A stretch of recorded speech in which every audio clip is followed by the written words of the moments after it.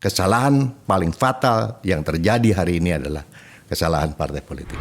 Saya termasuk orang yang tidak bersepakat untuk ada koalisi besar-besaran jalan pemerintahan. Yang menang aja. Kalau kalah ya kalah aja gitu loh. Ketika kita bicara demokrasi, ya memang harus ada oposisi. Ketika ada oposisi, walaupun kita tidak mengenal dalam sistem ketatanegaraan kita dengan sistem terminologi oposisi tadi, di luar pemerintahan itu penting sebagai pengontrol, penyeimbang terhadap pemerintahan. KPU, Bawaslu harusnya dia dimintai pertanggungjawaban untuk tegaknya luber dan jurdil.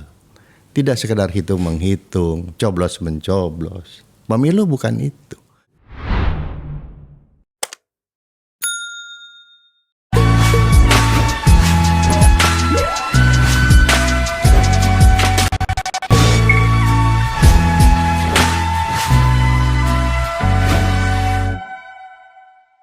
Telah terpilih 580 orang anggota DPR. Sebuah pemilu legislatif yang betul-betul brutal. Terpaksa saya harus mengatakan bahwa ratusan di antara mereka yang terpilih itu menurut saya itu hanya akan menjadi beban bagi demokrasi. Terpaksa saya katakan. Sebab sejak tahun 2019 di tempat saya ini, lembaga yang saya buat bersama teman-teman melakukan riset tentang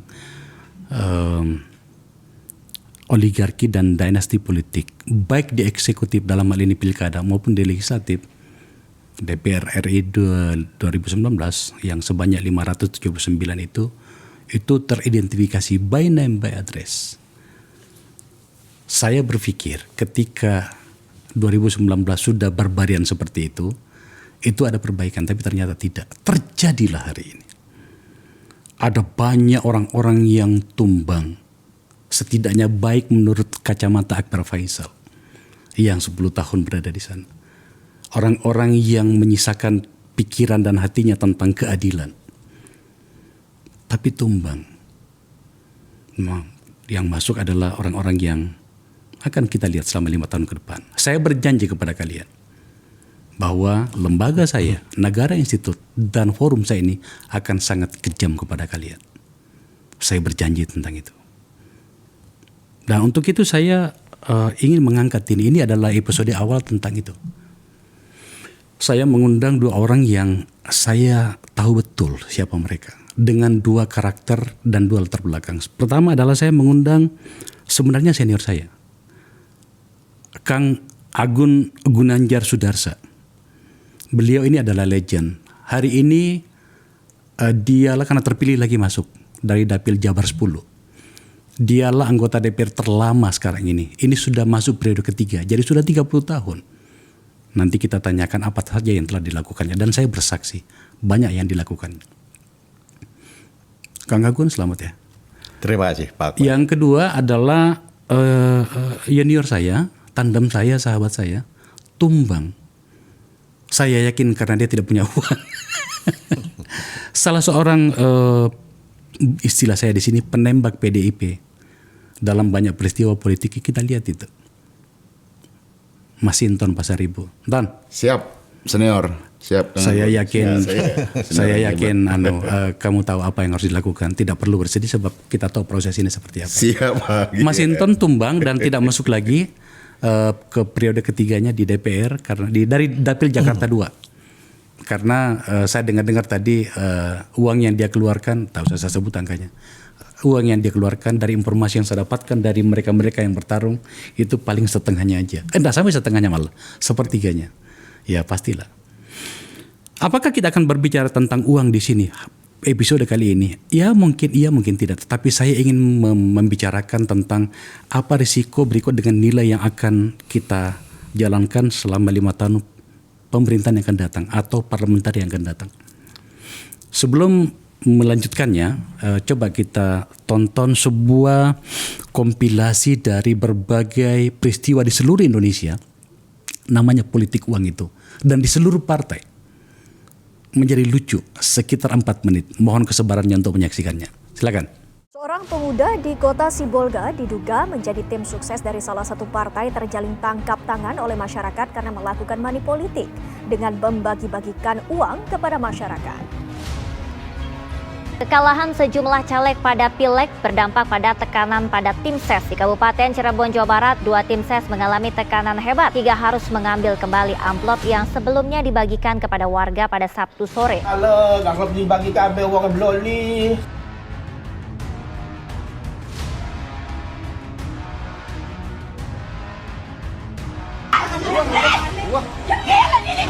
Sementara dalam video amatir, rumah tim ses salah satu caleg Dusun Kangi, Desa Penujak, Kecamatan Praia Barat, Lombok Tengah ini pecah setelah sekelompok tim ses caleg yang berdomisili di wilayah setempat. Kecewa karena tidak terpilih sebagai anggota legislatif, seorang caleg di Kabupaten Sika, NTT menutup jalan desa. Tak terima dengan perlakuan sang caleg, warga membalas dengan menutup sisi jalan dari arah berlawanan menggunakan pagar kawat berduri.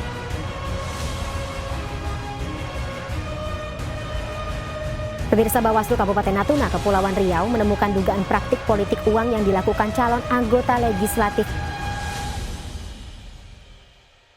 Di Banyuwangi, seorang caleg mengambil kembali bantuan paving yang akan dipasang untuk memperbaiki jalan desa. Penutupan jalan dilakukan seorang calon anggota legislatif di Desa Nuamuri, Kabupaten Ende, Nusa Tenggara Timur. Jalan antar desa di Kecamatan Kelimutu itu ditutup dengan menggunakan batako setinggi lebih dari 1 meter. Blokade jalan disebut-sebut buntut dari ketidakpuasan seorang caleg yang gagal mendulang banyak suara di wilayah tersebut. Jalan yang merupakan akses satu-satunya untuk menghubungkan ke Kampung Kadu Parahu dan Kampung Sidang Hiang dipenuhi oleh tumpukan batu yang menutup jalan. Penutupan jalan dilakukan oleh caleg ini diduga dilakukan karena ia lantaran hanya mendapatkan suara 5 di tempat tinggalnya dan 5 suara di Kampung Sidang Hiang. Di Kabupaten Bima NTB ini, perusakan dan pembakaran tempat pemungutan suara dilakukan sejumlah orang saat penghitungan suara di Kabupaten Bima, Nusa Tenggara Barat. Ya, masa simpatisan seorang caleg juga membuat keributan di Lembar Lombok Barat, NTB. Mereka memaksa petugas panitia pemilihan kecamatan untuk menghentikan rekapitulasi yang tengah berlangsung. Masa tersebut mengaku kecewa karena hasil perhitungan di TPS yang diduga sara dengan kecurangan dan berlanjut hingga ke rekapitulasi di tingkat kecamatan. Sementara bentrokan terjadi antar dua tim sukses calon anggota legislatif di Dusun 5 Barak Induk, Sumatera Utara. Akibatnya 6 rumah warga rusak.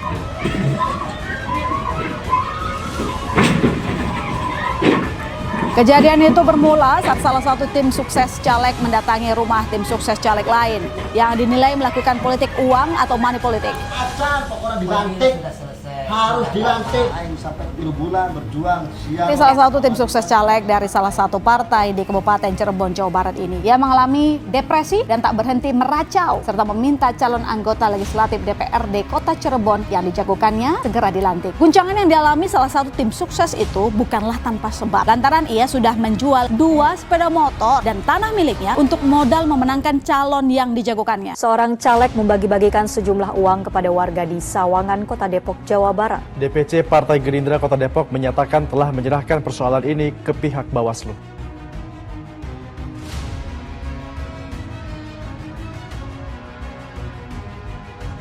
Bakal caleg Partai Nasdem bagi-bagi uang di kantor Komisi Pemilihan Umum Daerah Garut, Jawa Barat.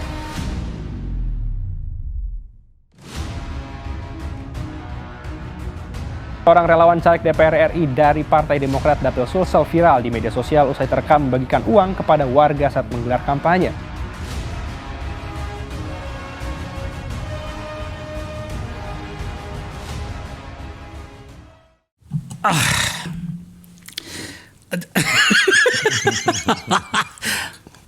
Saya harus mengatakan apa dengan semua ini? Oke. Kita mulai. Saya mulai dulu dari Mas Inton Pasaribu. Om Inton, ini kan Anda salah satu korban dari situasi ini. Ada banyak orang yang menyayangkannya bahwa seorang yang bisa menyuarakan pikiran-pikiran publik dengan cara yang berani sebab kau adalah seorang aktivis gitu ya, itu akhirnya harus tumbang gitu ya. So kemudian kita pengen tahu kau kalah karena apa, Ton, sehingga kemudian pikiran banyak orang itu jadi kecewa tidak bisa you wakili lagi, Ton. Ya, pertama ini fenomena pemilu ini menurut saya ya kalau dikatakan brutal ya memang faktanya ya begitu. Nanti juga senior kita Kang Agun juga bisa tanya, beliau yang terpilih kan. Nah tapi kalau kita lihat ini tadi Bang ya, yang tadi ditayangkan ya, barusan itu, ini kan fenomena per 5 tahun. Nah fenomena ini kan harusnya nggak boleh ada nih. Oke. Tapi sepanjang sistem politik kita masih begini nih, ini akan jadi fenomena per 5 tahun nih. Pasti akan rutin. Betul. Karena semua ya hakikat dari politik itu lepas tuh. Dari kenapa tuh orang nyalon, iya kan? Urusannya pasti tentang jabatan lah, privilege lain-lainnya. Nah kalau saya melihat Bama, ada kemerosotan dalam demokrasi kita yang harus dibenahin.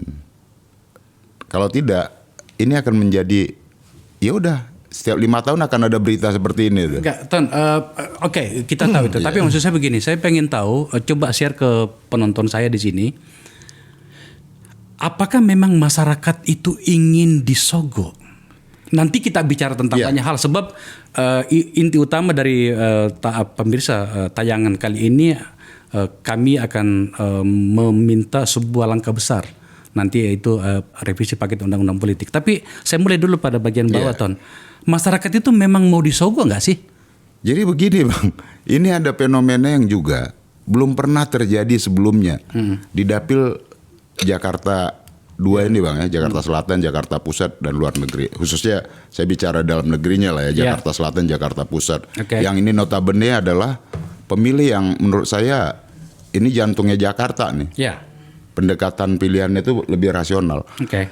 Tetapi saya dalam 2 kali pemilu sebelumnya itu nggak pernah yang namanya si A si B melakukan politik uang secara masif gitu ya.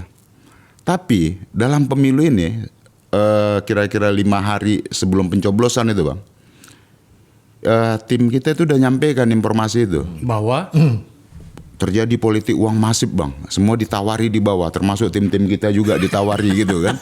Nah terus saya katakan, apa iya sih di Jakarta masih begitu? Gue bilang, iya kan. Kalau di daerah-daerah lain ya kita di luar Jakarta kita malu. Tunggu dulu, saya mau elaborasi bagian ini. Kalau di daerah-daerah lain dengan tingkat pendidikan yang rendah, ada beberapa permakluman yang kita bisa berikan oleh perilaku brutal seperti ini. Tapi kan Jakarta 2 apalagi, tingkat pendidikannya lebih tinggi, tingkat ekonominya lebih tinggi. Masa sih sampai melakukan itu? Terjadi itu, terutama di basis-basis yang pemukiman padat apa segala macam, secara ekonomi juga menengah ke bawah begitu ya. Nah itu seluruh partai politik, caleg-calegnya main begitu menawarkan. Menawarkan, ada yang menjanjikan, ada yang sudah memberikan, ada yang panjarin apa segala macam. Yang menurut saya apa iya gitu kan. Nah, terus ditawarkan ke saya, kita harus lakukan itu Bang. Yang dalam ini saya bahkan berdebat itu sama tim-tim saya kan. Apa iya politik yang saya kenal itu ya ide, gagasan saya bilang. Kok pendekatannya duit? Bukan kita nggak bisa kasih duitnya kira-kira gitu Bang ya. Ya bisa lah, besar kecilnya itu relatif lah ya. Betul. Tapi bertentangan dengan ini saya, prinsip demokrasi yang kita yakini gitu ya. Apa iya untuk terpilih saya harus bayarin itu? Apalagi apa iya seorang Masinton yang aktivis tiba-tiba yang selama ini sudah bersuara kok juga harus melakukan seperti itu ya? Pikiran itu muncul ya? Lah iya. Nah kita lakukan itu dan saya kan punya rumah aspirasi ya. Yang itu intensif kita lakukan pendekatan ke masyarakat apa segala macam gitu loh, berkegiatan dengan simpul-simpul bersama masyarakat gitu. Ton, kalau boleh tahu, nggak apa-apa Ton, sebab saya sudah memulainya dan saya berharap bapak-bapak yang terhormat ini kita sama-sama untuk menggaungkan nantinya apa yang sudah saya mulai bicarakan. Kalau Jakarta 2 itu nilainya berapa Ton? Itu ada yang ngasih 200-250. Katakanlah misalnya kalau 50.000 suaranya dikali 200.000 itu hanya pemberian saja di luar yang lain ya. Di luar yang lain. Itu sudah 10 miliar sendiri. 10 miliar sendiri itu. Ini sebenarnya pertanyaan basi ini. Terpaksa saya tanyakan. Kan gaji kita di DPR nggak sebanyak itu toh. Iya. Makanya. Bayarnya gimana? makanya nggak masuk akal. Nggak masuk akal. Udah nggak masuk akal. Udah nggak masuk akal Bang. Ton, kamu habis berapa kira-kira Ton? Ya di atas, ya nggak nyampe 10 lah. Nggak nyampe 10. Nggak nyampe 10. Iya, wajar kalau nggak terpilih kau. hampir sekitaran 10 kira-kira gitu lah. Saya dengar ada caleg di Dapil itu habis 50 M ya? Ya besar-besar bang. Iya, bukan cuma di Dapil Jakarta 2, ada bahkan di sebuah daerah di Jakarta ini, saya dengar itu sudah di atas 100 miliar. Saya jijik membicarakan soal ini ya. Iya benar. Sorry, mohon maaf para pemirsa saya. Saya betul-betul karena saya pernah terlibat pada pertarungan seperti ini, tapi saya jijik membicarakan ini. Karena tidak seperti ini substansi dari kekuasaan itu yang harus kita perjuangkan. Sampai di situ dulu, Ton. Saya ke Kang Agun. Kang, Anda terpilih lagi dari Dapil 10 Jabar. Suara terakhirnya Kang Agun itu adalah 61.935 ribu gitu ya. Ini adalah periode ke-7. Jadi Kang Agun sudah 30 tahun di DPR dan ini masuk pada tahun ke-31 sampai 35 yang akan datang. Tentu saja saya harus memuji bahwa salah satu pemikir di DPR itu adalah Kang Agun. Terimalah respek saya. Ya, kita pernah sama-sama berada di situ. Terima kasih, Pak. Dan di Golkar pun menurut saya salah satu pemikir politiknya itu adalah Kang Agun. Gitu ya. So, seharusnya Anton, itu sebenarnya DPR itu harusnya itu seperti Kang Agun. Apa yang saya maksud? Di Amerika itu, katakanlah siapa misalnya Edward Kennedy. Itu sampai 32 tahun menjadi senator. Ya, rata-rata lama gitu kan. Karena memang teridentifikasi apa yang dia lakukan selama dia menjadi anggota DPR.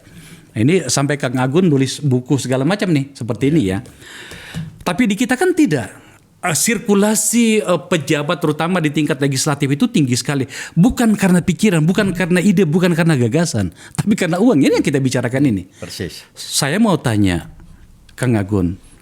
Sebenarnya ketika Anda merancang paket undang-undang politik yang pertama, tahun 99 ketika Pak Harto sudah jatuh dan Anda menjadi ketua tim yang ditunjuk oleh Golkar untuk merancang paket undang-undang politik masa itu, Anda memikirkan nggak dampaknya seperti sekarang ini?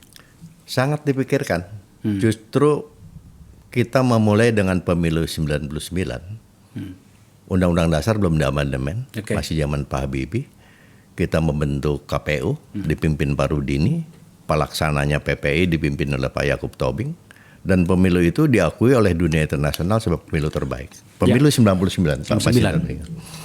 Usia saya masih di bawah 40 waktu itu.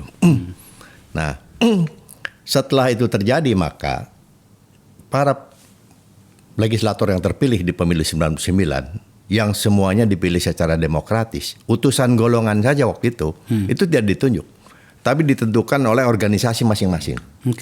Nah, di situ pada akhirnya kita bersepakat bagaimana membangun demokrasi yang baik untuk menutup praktek-praktek otoritarian Orde Baru. Nah, amandemen konstitusi tidak bisa dihindari.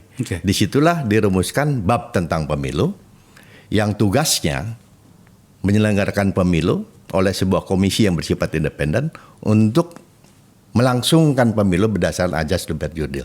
Mimpi kami pada waktu itu dengan mencantumkannya partai politik di undang-undang, di konstitusi sebagai pilar utama, itu menjadi garda terdepan dalam membangun demokrasi. Jadi kesimpulannya kalau yang dibicarakan oleh Pak Masinton tadi gitu ya, kesimpulannya saya mengatakan kesalahan paling fatal yang terjadi hari ini adalah kesalahan partai politik. Maka perbaikan ke depan harus dilakukan adalah perbaikan partai politik. Bagaimana tata kelola partai politik yang amanah. Kebetulan Pak Akbar disertasi saya tentang itu. Good political party governance. Tata kelola partai politik yang amanah. Gini Kang Agun. Ketika saya dan kita sama-sama di Komisi 2 dulu itu membahas dan melakukan revisi paket undang-undang politik itu. Undang-undang Pilpres, termasuk di dalamnya parliamentary threshold waktu itu yang termasuk undang-undang partai politik. Nah, kita mencantumkan keberadaan mahkamah partai. Betul. Tapi faktanya seperti itu dia. Kemudian undang-undang pemilu legislatif, undang-undang pemilu pilkada, undang-undang desa, undang-undang ASN segala macam gitu ya. Kang Agun, Anda tampaknya harus bertanggung jawab pada dosa sejarah yang terjadi ini gitu kan. Coba jelaskan ke kami, kalau memang ternyata kita harus merevisi semua ini, agar kemudian kekhawatiran Mas Hinton, kekhawatiran teman-teman yang lain bahwa nanti 2029 kalau hari ini keluar uang 50 miliar, maka nanti akan keluar uang 70 sampai 80 miliar. Maka kemudian wajah Republik ini menjadi tidak terbentuk. Sekarang pertanyaannya, kita harus masuk dari pintu mana untuk melakukan perbaikan ini? Revisinya di bagian mana? Yang pertama, kita tidak boleh terjebak kepada sistem terlebih dahulu.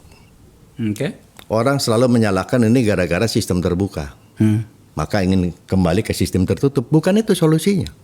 Sistem tertutup pun kalau partai politiknya tidak dibenahi, beli nomor. Ya.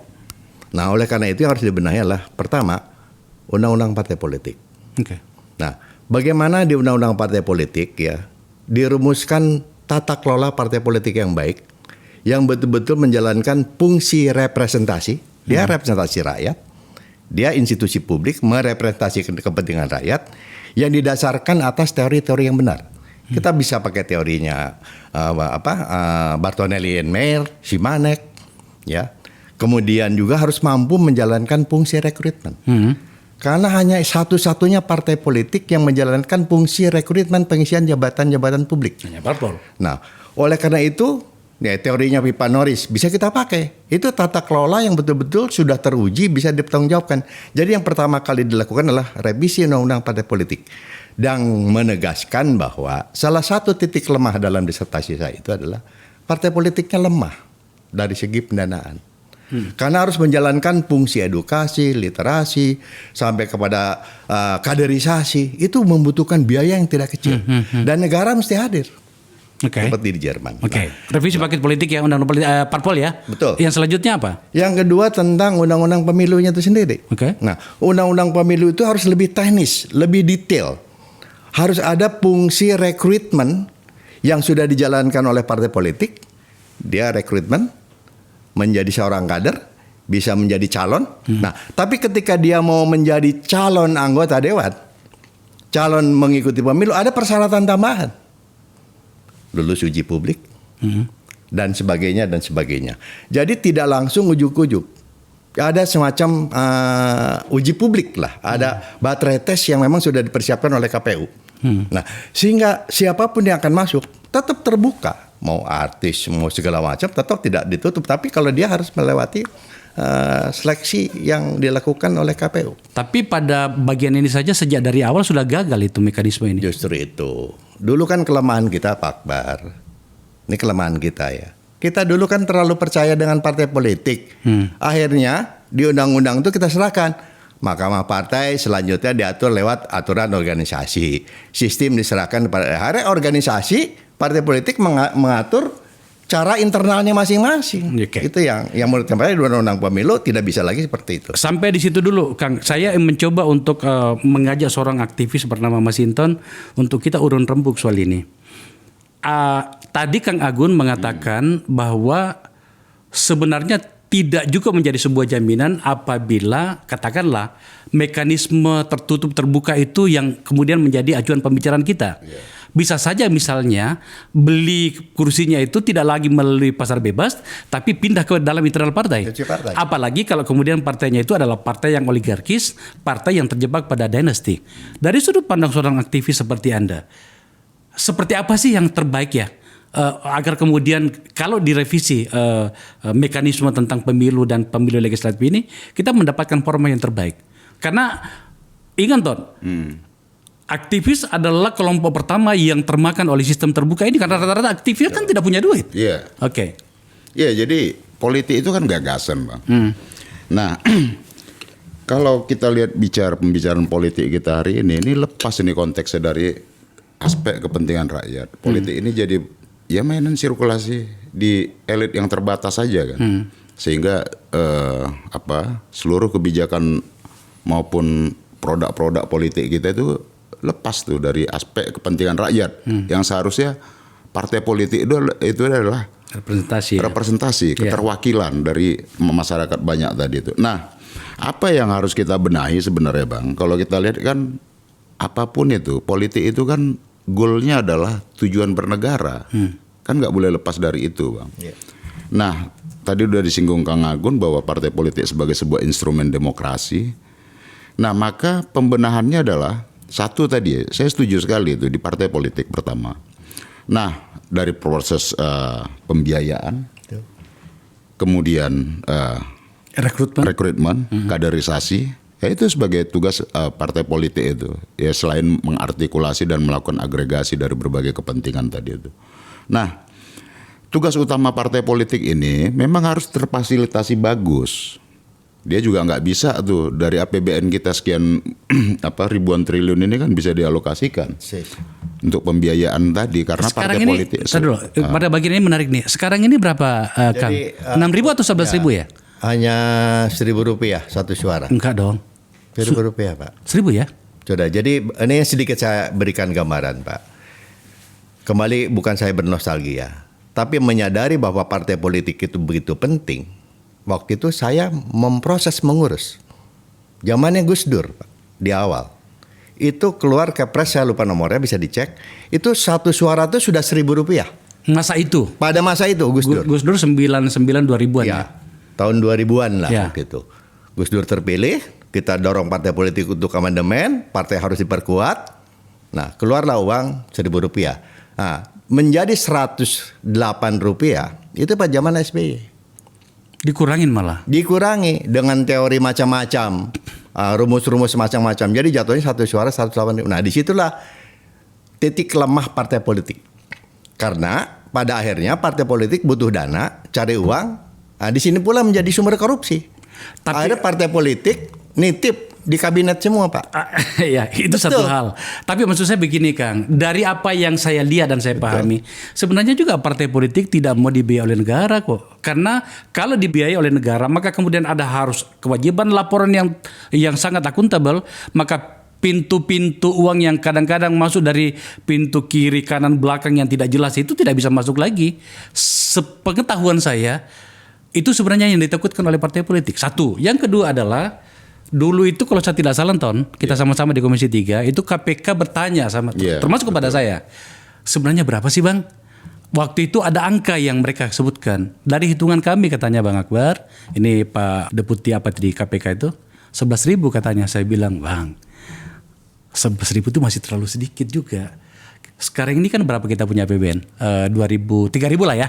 Ya 3.000 lah. Lebih kurang segitu. Lebih baik kita tadi Kang, lebih baik kita udah berapa 10 triliun kayak untuk partai politik itu kan? Lebih bagus. Mungkin saya potong sedikit. Pak Par mungkin masih ingat. Kita waktu merumuskan undang-undang partai politik tahun 2010 itu, ingat nggak? Ya. Menyepakati dalam pasal itu ada dana partai politik. Iya benar. Nah, setelah itu saya launching karena saya ketua Komisi 2. Saya launching. Nah, opini publik didesain dibuat sedemikian rupa seolah partai politik korupsi. Ya, itu yang pada akhirnya ketua umum partai semua pencitraan. Apalagi kalau partainya takut menghadapi publik ya. Nah, kita sudah gagas. Nah, sekarang menjadi setuju karena corong poros pada waktu itu KPK. Seolah dana politik naik sekarang jadi 1.000 ya karya KPK. Tidak karya kita Pak. Itu dia tuh. Nah, jadi memang harus didorong Bang. Menurut saya tuh harus didesakkan ya agar partai politik tidak alergi untuk dibiayai tadi dan kemudian mendorong transparansi dan akuntabilitas. Saya setuju kok. Bahkan di Jerman itu politik. Bahkan partainya Angela Merkel itu partai apa namanya itu sampai punya bank segala macam loh. Tapi udah kita pilah dulu pembicaraan kita. Saya kembali pada yang tadi Ton. Secara personally, you setuju mana? Terbuka apa tertutup? Kalau saya secara personal itu melihat ya dua-dua itu kalau terbuka dengan tadi kelemahannya ya seperti ini, tarung bebas dan kemudian fenomena per 5 tahun tadi. Kalau dia sistem proporsional tertutup, dia harus diatur dalam mekanisme kepartaian. Agar tadi tidak dibayar di partai. Begitu kan? Nah, tinggal kita pertimbangkan apakah modelnya setiap yang mencalon itu ya boleh, tapi minimal katakan 2 atau 3 tahun sebagai anggota partai dan itu dipublish. Harus ada aturan-aturan begitu Bang, agar semua sistem rekrutmen politik kita ini terbuka kepada publik. Sebenarnya gini Ton, banyak sih sebenarnya ide, terutama pada saat Kang Agun pimpinan komisi kami waktu itu, pimpinan panjanya waktu itu. Ada banyak ide sebenarnya yang berkembang soal itu. Katakanlah begini, setengah-setengah atau 80-20. 20% itu diserahkan kepada partai. Agar kemudian partai yang memang tahu tentang kader yang berkarakter, tahu tentang platform partai segala macam itu mendapatkan ruang. Yang selebihnya itu diserahkan ke pasar bebas, tapi itu pun juga tetap dengan revisi berbagai hal. Ada bahkan ide yang bagus dari saya, kalau saya nggak salah itu Dirjen AHU Kementerian Hukum dan HAM, Aidil Amin Daud, Profesor Aidil Amin Daud, mengatakan begini, harus selain soal terbuka tertutup ada mekanisme dan yang harus dibicarakan. Apa itu? Orang yang mau menjadi anggota DPR RI harus pernah, kalau dia pernah punya jabatan itu selevel dengan DPR RI. Jangan dari kepala dinas di sebuah tempat hanya gara-gara dia populer di tempatnya itu, maka kemudian terpilih menjadi anggota DPR RI dengan mengurus Indonesia. Gagap jadinya gitu kan. Banyak masukan pada saat itu. Kang, dengan semua ini coba arahkan kami pembicaraan ini dan kemudian juga kepada publik. Formula untuk merevisi itu seperti apa, kita mulai dari mana dan bagaimana caranya. Ini masukan kepada partai politik. Oke. Yang pertama, undang-undang partai politik jelas ya. Bagaimana dia menjalankan fungsi representasi yang tadi juga sudah disinggung oleh Pak Masinton. Dia organisasi publik yang harus terbuka. Jadi bagaimana menjalankan fungsi representasi itu terukur. Tidak orang ujuk-ujuk yang dikatakan tadi tingkat desa langsung naik. Itu tidak menjalankan fungsi representasi. Yang kedua menjalankan fungsi rekrutmen. Nah, untuk dua fungsi itu harus ada yang namanya kaderisasi. Itu mutlak diatur di Undang-Undang Parpol. Nah, pada waktu masuk di Undang-Undang Pemilunya, kita sekali lagi jangan terjebak di awal pembicaraan memilih antara terbuka dengan tertutup. Indikator yang pertama apa? Variabel pertama yang harus diperhatikan adalah Indonesia adalah negara kesatuan yang sangat pluralis dari Sabang sampai Merauke. Karena dia fungsinya representatif, maka prinsip keadilan itu harus diwujudkan. Nah, satu. Yang kedua, baru kita masuk kepada apakah tertutup atau terbuka. Nah, sehingga menurut teman saya tidak mungkin semua dilakukan dengan cara terbuka. Dan tidak mungkin juga semua dilakukan dengan cara tertutup. Tapi kalau partai politiknya sudah menjalankan fungsi representasi dan rekrutmen yang baik, disertai dengan persyaratan selektif untuk bisa jadi caleg di Undang-Undang Pemilu, ya, dan KPU tidak hanya sekedar, nih jangan terjebak lagi nih, saya singgung Pak sedikit sekali ya. Kenapa demikian? Karena kita terjebak. KPU hari ini tuh bukan KPU kalkulator, Pak. Harusnya KPU yang bertanggung jawab agar luber jurdil itu terwujud. Bagaimana partai politik melaksanakan luber jurdil?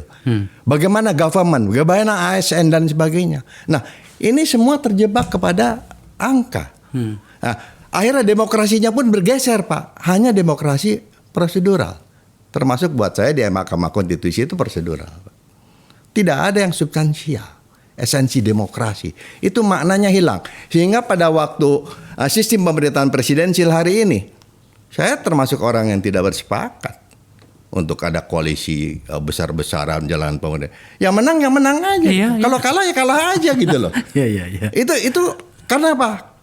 Ini terjadi karena bukan ideologi yang terbangun.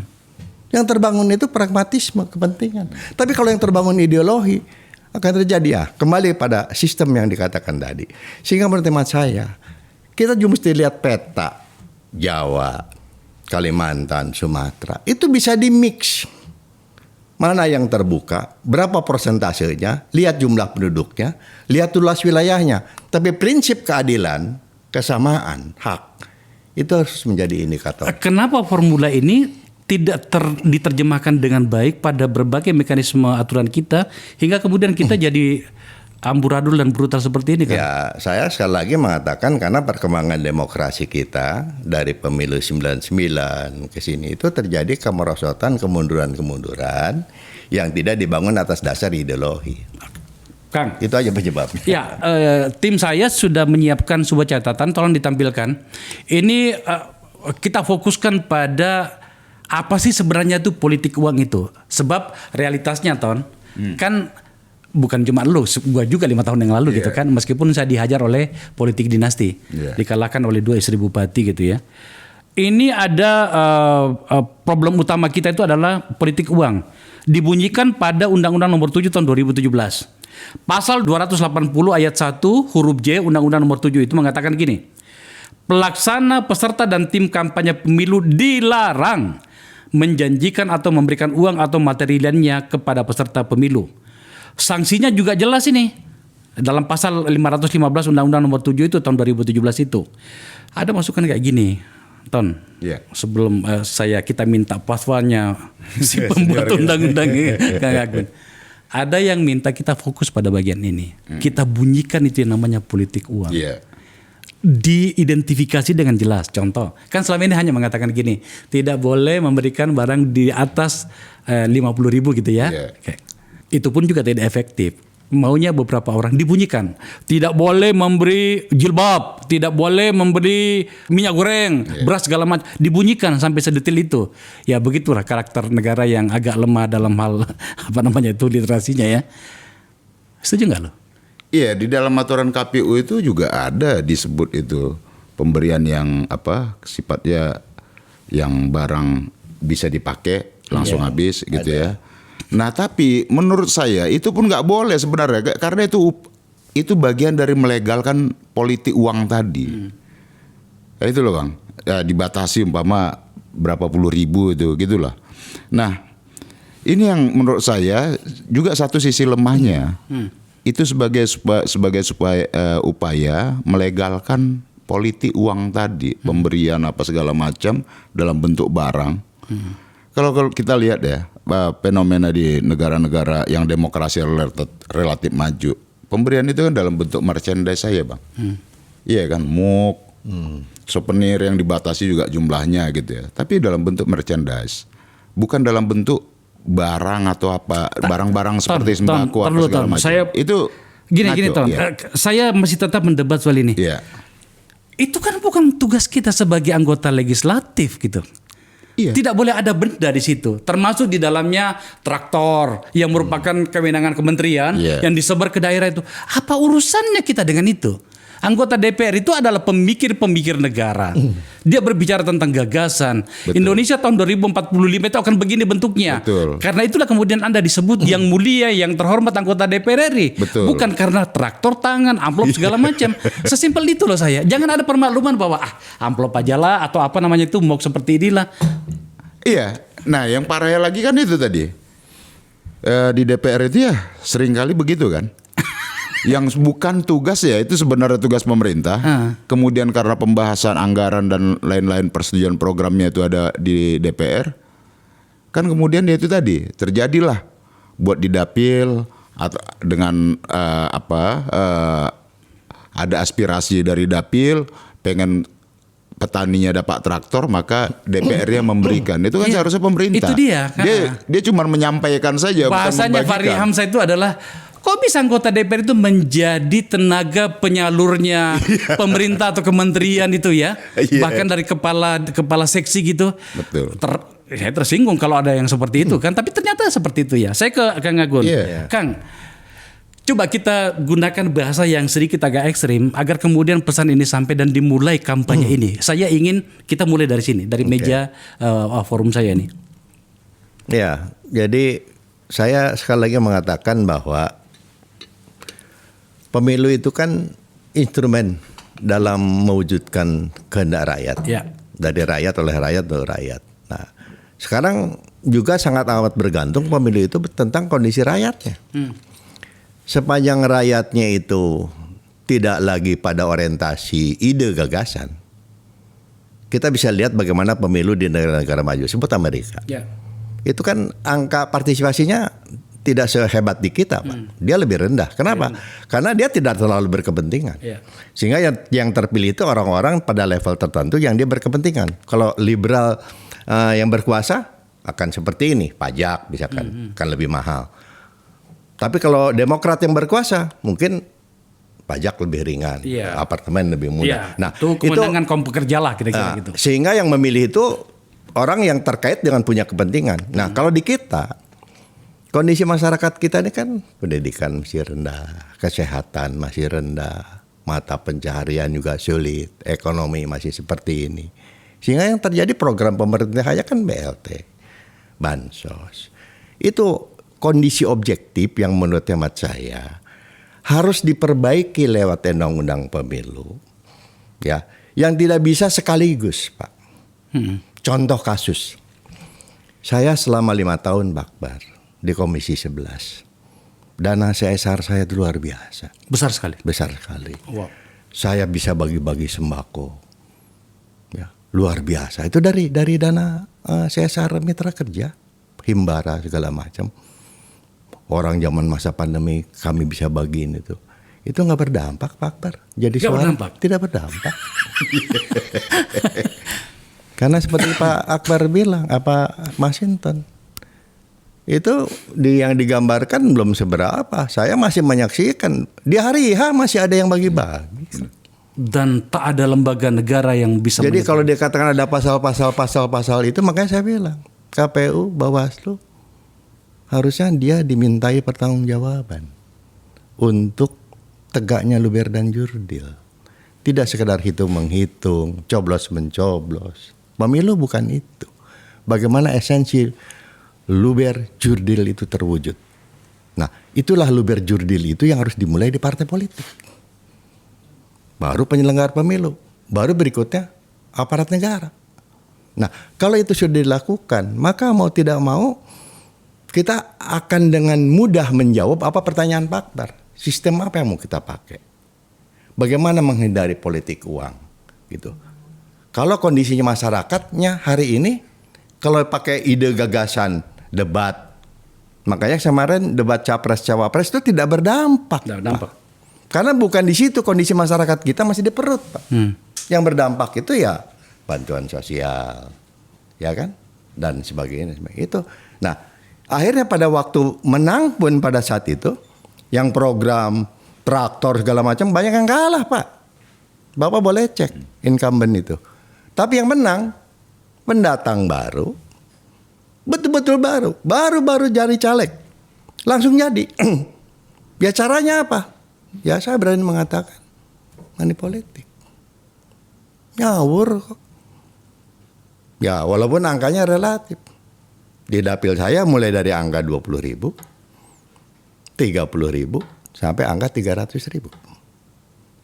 Karena orang itu datang, Pak, uang sawer dari Bapak mana? Oh, kaget saya.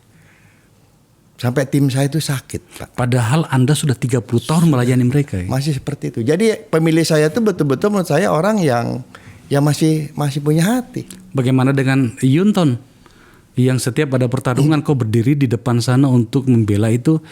Gimana perasaan kalian para aktivis itu seperti itu? Ya ini ini konsekuensi dari kondisi politik hari ini, Bang, ya. Yang kita nggak bisa melihat, kita kan nggak mungkin salahkan masyarakat ya, nggak mungkin. Ya betul. Tapi yang perlu kita benahin kan sistem politik kita hari ini.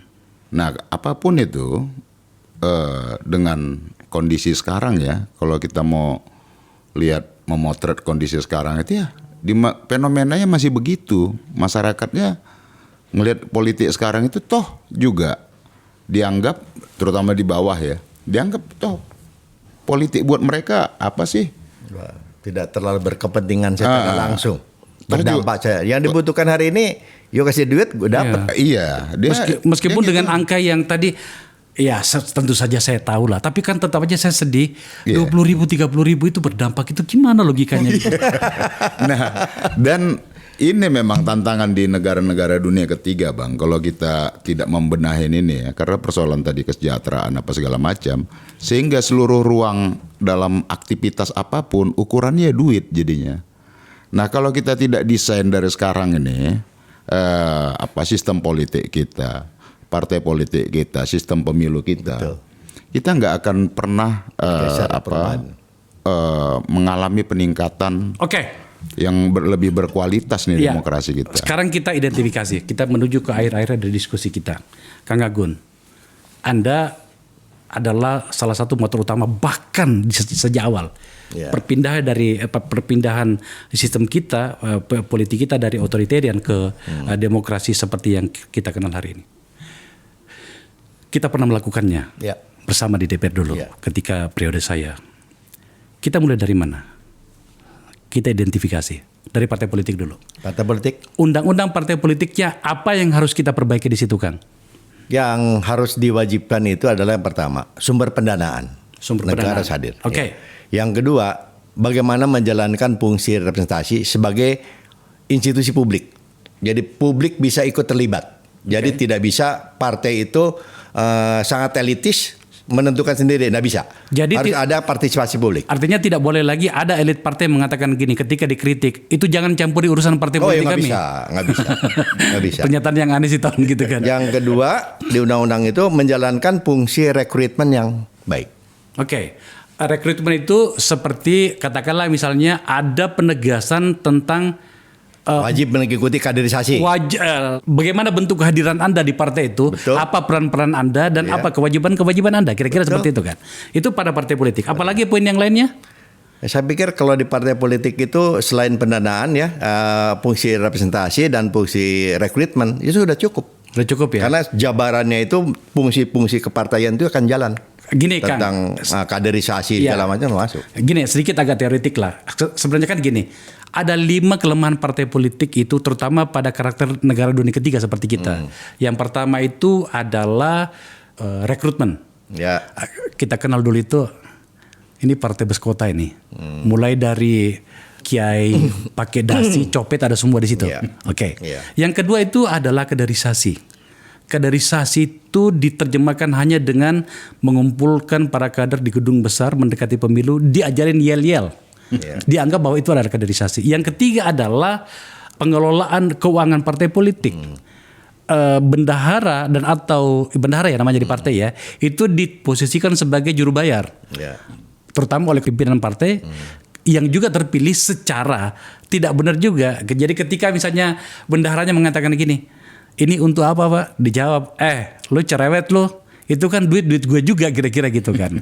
Yang keempat adalah pengelolaan konflik internal partai. Ya, jadi ketika misalnya mereka ribut, biasanya pergi membuat partai yang lain. Yang kelima yang paling berbahaya, distribusi kader pada jabatan-jabatan publik. Ini 5 karakter di partai politik. Saya yakin apa yang Kang Agun sampaikan tadi itu sudah termaktub di situ tadi. Karena di fungsi representasi itu mulai dari bagaimana mengartikulasi, agregasi, sampai edukasi, sampai kaderisasi itu fungsi representasi semua. Nah, baru di fungsi rekrutmen terkait di fungsi kaderisasi include di dalamnya dengan baterai tesnya, Pak. Jadi ada kapabilitas, kapasitas, integritas. Itu ada baterai tesnya yang semua metode-metode itu tinggal buka di buku deh. Teori sudah ada. Itu partai politik ya. Kemudian paket undang-undang politik lainnya yang harus segera mendapatkan revisi dan atau perbaikan itu adalah apa lagi Kang? Undang-undang pemilu. Undang-undang pemilu. Pada poin mana? Yang pertama tentang tata cara, proses, persyaratan, prosedur seseorang yang sudah dalam kualifikasi kader partai, bukan anggota partai ya, kader partai menjadi calon. Dan itu ada baterai tes, dan ada uji publik. Jadi tidak sembarangan. Yang dikatakan istri bupati langsung ke DPR RI, gitu kan. Itu kan boleh-boleh saja, tapi sudah mengikuti pendidikan berjenjang. Jadi ada pendidikan kaderisasi yang memang sesuai dengan levelnya. Tidak mungkin dia hanya mengurus APBD, di nasional gitu. Jangkauan dunia internasional mesti paham. Nah, yang berikutnya juga terkait dengan undang-undang pemilu tentang sistemnya. Nah, sistem itu saya mengusulkan itu yang tadi terbuka atau tertutup ya. Jadi ada yang terbuka dan ada yang tertutup dengan melihat karakteristik negara kesatuan. Jadi harus ada fungsi representasi yang mewakili Bali, Sulawesi. Itu mesti ada perwakilan-perwakilan, termasuk komunitas-komunitas yang golongan-golongan tertentu ya, yang memang ada garansi jaminan dia pasti duduk. Tampaknya memang harus kembali seperti yang Anda rancang pada masa-masa awal kan? Ya, persis. Selanjutnya apa lagi? Nah, yang terakhir yang tidak bisa dikalah pentingnya adalah ini kan masih partai politik, diserahkan ke KPU Pemilu. Yang berikutnya di Undang-Undang DPR. Jadi anggota DPR itu tidak bisa serta-merta dalam menjalankan fungsi dan kewenangannya karena dia representasi rakyat direkol oleh partai seenaknya saja. Nah, itu nggak bisa. Ini ketakutan terbesar anggota ini terutama yang terancam. Dia harus merepresentasikan rakyat. Sebagaimana rakyat Bali, rakyat Sumatera yang dia wakili, saya di Jabar 10 dengan karakteristiknya harus mampu bersuara di sana. Toh juga mereka kan rakyat mereka yang memilih gitu kan. Jangan lalu karena orientasi kepentingan tertentu hal-hal yang kecil-kecil ini terabaikan, tidak boleh. Nah, karena berbeda, tidak boleh dilarang-larang. Oke. Selanjutnya, Ya, kalau menyangkut soal politik uang itu, money politiknya pada bagian mana? Undang-undang pemilu legislatif dong? Di undang-undang pemilu, Pak. Pemilunya? Di undang-undang pemilunya. Iya. Karena pilpresnya juga udah pakai duit sekarang. Money politik undang-undang pemilu. Iya, makanya undang-undang pilpres satu lagi gitu ya, undang-undang pemilunya gitu ya. Undang-undang Itu pemilu. harus dibunyikan. Seperti apa bunyinya, Kang? Kalau menurut saya Ini kita harus bertanya pada orang yang membuatnya gitu. mau dibunyikan sehebat apapun, itu pasal-pasalnya udah hebat. Oke. Ya. Yang harus diperlakukan penguatan adalah bagaimana menggeser penyelenggara pemilu ini tidak menjadi lembaga penyelenggara yang hanya lembaga menghitung suara. Atau bahkan lembaga tim pemenangan kelompok tertentu. Persis. Harus menjadi sebuah lembaga yang diorientasikan bagaimana pemilu itu sebagai instrumen yang betul-betul membangun sebuah demokrasi yang damai, seperti buku saya, berintegritas dan mensejahterakan. Artinya kita sudah geser nih, Ton. Sudah pindah Jurdil itu betul-betul harus menjadi perhatian. Ya, jadi sudah geser nih ke undang-undang penyelenggara pemilu ya. Pemilu. Ya, undang penyelenggara pemilu. Oke. Kemudian bagaimana dengan undang-undang ASN? Nah, undang-undang ASN itu karya kita, Pak Akbar. Ingat-ingat sih. Kan dulu kalau membangun Indonesia sejahtera dimulai dari partai politik. Ya. Masuk. Lalu masuk mesin demokrasi. Oke. Menghasilkan pemerintahan yang efektif. Nah, masuk nih. Ini udah lewat nih. Ya. Pemerintahan efektif hasil pemilu untuk mewajibkan tujuan negara yang dikatakan oleh Pak Masinton. Nah, ini orang-orang politik yang terpilih. Maka dia harus dibentengi oleh aparatur sipil negara. Lahirlah Undang-Undang ASN yang dia dijamin kenetralannya. Yang dia tidak bisa diintervensi oleh siapapun. Tapi faktanya hari ini dia dengan rentan mudah diintervensi oleh pejabat publik. Dan gak ada garansi cepat. Nah, ini yang terjadi menurut hemat saya. Kalau kembali ke Undang-Undang ASN yang sebelum direvisi, filosofi itu ada. Hari ini Undang-Undang ASN bergeser. Revisinya bergeser. Komisi Aparatur Sipil Negara yang kita rancang, kita bangun, sebetulnya untuk mewujudkan itu. Sekarang dibubarin kok. Termasuk undang-undang desa nih. Nah, bagian dari itu loh, Ton. Ingat-ingat itu. Jadi undang-undang desa pun kita rancang sebetulnya kan untuk menyelenggarakan bagaimana dana yang semuanya ada di Jakarta bisa bergerak ke bawah. Tanpa undang-undang desa, pandemi COVID nggak akan beres, Pak. Yang menyelamatkan itu dana di desa. Ekonomi kita bisa selamat itu karena undang-undang desa, kan ada uang di bawah bergerak. Tetapi dalam realitasnya sekarang. Dalam kenyataannya pusat masih mau intervensi, ngatur-ngatur untuk ini, untuk itu, ini itu. Ini akhirnya mereka juga kesal. Orientasinya kan orientasi kepentingan lagi, ya barter lagi. Jadi 8 kali 2 tahun. Ini gitu. Ton. Iya, Catatanmu, Ton. Ini tampaknya melelahkan betul diskusi ini ya. Ya asik, karena kita membicarakan masa depan demokrasi kita. Jadi kalau saya lihat tuh Bang, artinya oke, tadi pembenahan partai politik, sistem pemilunya, kemudian penegasan terhadap aparatur negara yang seharusnya netral. Harusnya netral. Nah, netral. Memang ini ranahnya tidak boleh kok cawe-cawe dalam politik. Politik itu ya urusan partai politik. Dia fokus pada pelayanan publik, birokrasi pemerintahan, termasuk juga desa tadi. Nah, kalau sekarang kan kita lihat tuh, setiap ada momen pemilihan, pasti ASN itu pasti ditarik itu untuk menjadi supporting pemenangan. Bahkan juga tadi di desa sampai ke tingkat desa kan. Kalau kita lihat tuh asosiasi kepala desa apa segala macam ditarik-tarik ke sana. Nah, pembenahan partai politik, sistem politik ini kan bagian dari pelembagaan demokrasi kita, Bang. Termasuk tadi pelembagaan demokrasi itu satu diantaranya adalah bagaimana memposisikan partai-partai politik baik yang ada di dalam pemerintahan maupun di luar pemerintahan.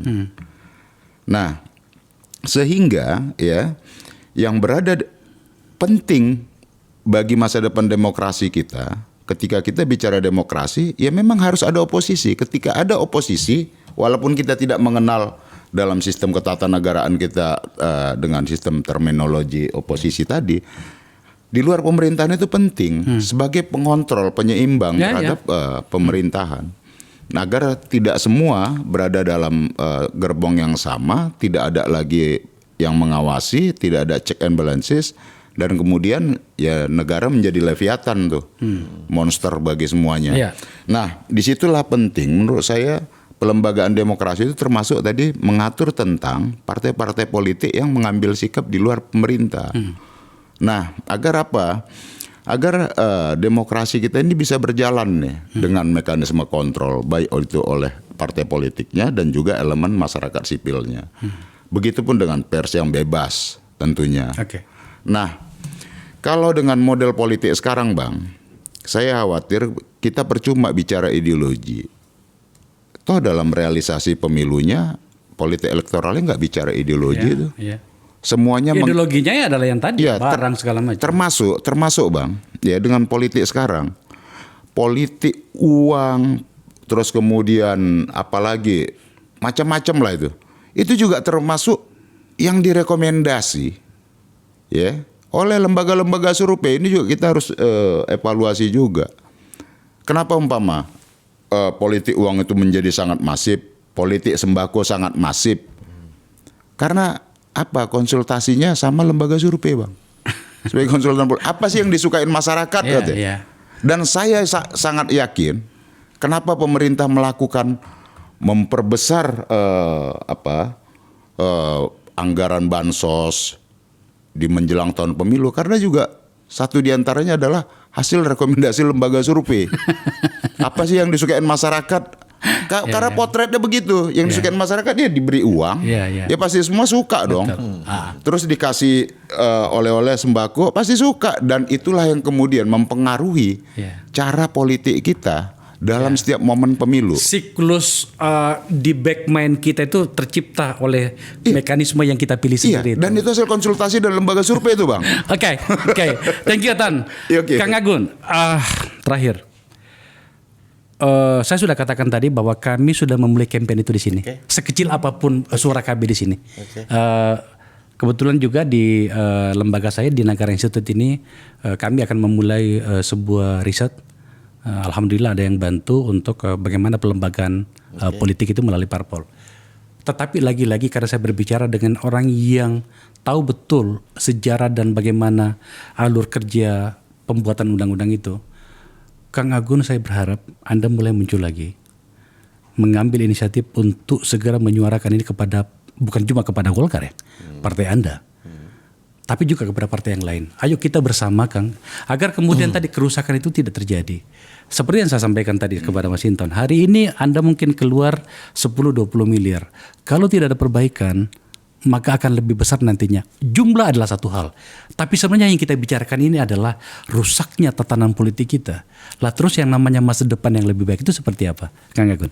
Ya, saya mendengar ungkapan Pak Akbar Faisal ini sebetulnya harus diakui oleh saya sendiri dan oleh para pendahulu.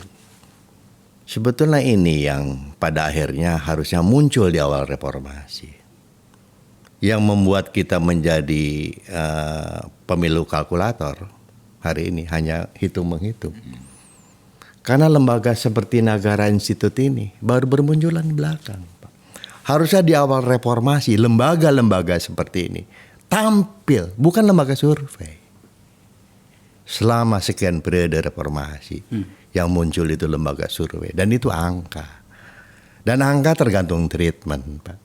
Dan di mata saya sekarang lembaga survei itu semua membawa kepentingan.